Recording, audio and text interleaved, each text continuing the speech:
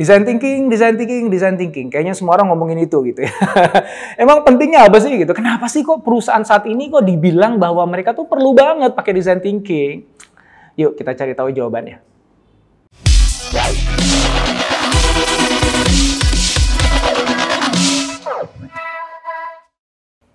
Design thinking sangatlah penting untuk perusahaan saat ini karena semakin ke sini keunggulan kompetitif yang dimiliki oleh perusahaan itu semakin pendek masa gunanya.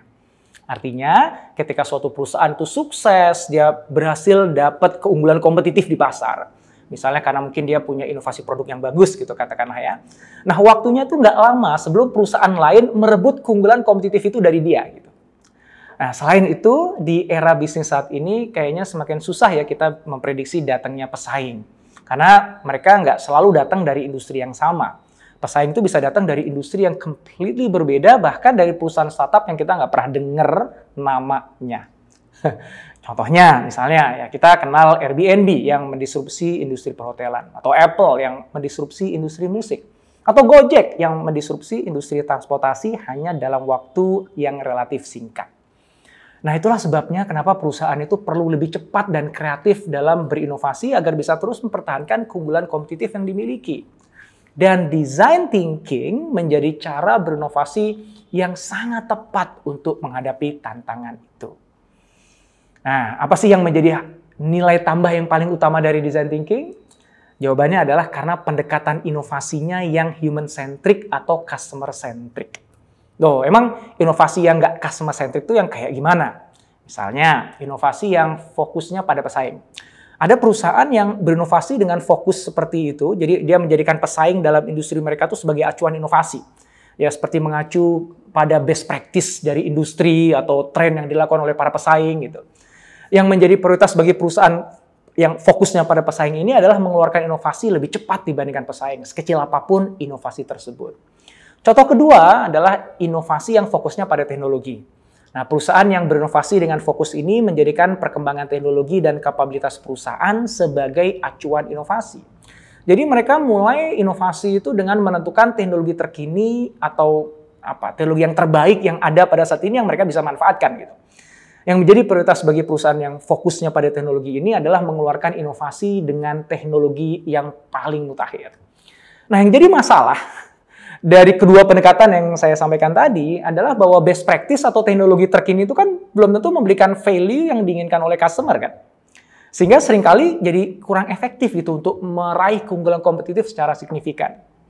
Dan kedua pendekatan yang tadi saya sebut sebelumnya itu kan bisa menjadi semakin nggak efektif di era bisnis saat ini karena namanya best practice dalam industri, demikian juga teknologi itu kan berubahnya kan cepat banget gitu. Sehingga susah untuk diandalkan jadi acuan gitu. Nah, oleh karena itu, yang paling bisa menjadi pegangan yang terpercaya adalah keinginan dari customer. Dan yang sebaiknya jadi fokus perusahaan adalah meraih keunggulan kompetitif dengan menangkap peluang bisnis baru dari keinginan customer yang belum terpenuhi. Dan itulah yang bisa kita lakukan dengan design thinking. Nah, design thinking itu kan sebuah proses inovasi yang dia seringkali menghasilkan inovasi terobosan karena orientasinya pada apa yang memang belum diketahui dibandingkan apa yang sudah diketahui oleh banyak orang, termasuk oleh customer itu sendiri. Contohnya, dalam memahami keinginan customer berbeda dengan pendekatan tradisional yang fokusnya menjawab apa sih yang customer butuhkan. Design thinking itu fokus menggali apa yang customer miliki kebutuhan, tetapi dia belum sadarkan kebutuhan itu. Maka seorang design thinker itu nggak sekedar menanyakan apa sih yang Anda inginkan gitu, tapi mereka melakukan investigasi yang sangat dalam ya terkait perilaku customer seperti hal-hal yang mereka biasa lakukan atau keluhkan dan alasan dibalik semua itu. Maka dari itu design thinking lebih memungkinkan untuk menemukan kebutuhan yang selama ini belum begitu disadari atau dipenuhi oleh pasar. Ya, contoh lagi dalam mengembangkan solusi. Seorang design thinker itu menyadari bahwa tidak memungkinkan untuk kita bisa menghasilkan solusi yang tepat dalam sekali jalan.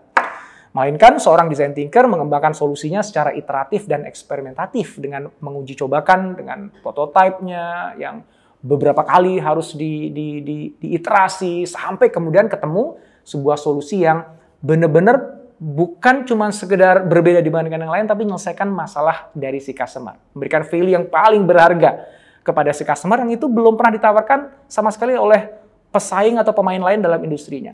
Simpulannya, design thinking itu penting banget dikuasai oleh perusahaan saat ini agar lebih mampu meraih keunggulan kompetitif yang signifikan dengan menangkap atau menciptakan peluang-peluang bisnis baru yang mana orang lain belum bisa tangkap. Itulah dia kenapa design thinking itu begitu penting untuk dimiliki oleh perusahaan pada saat ini.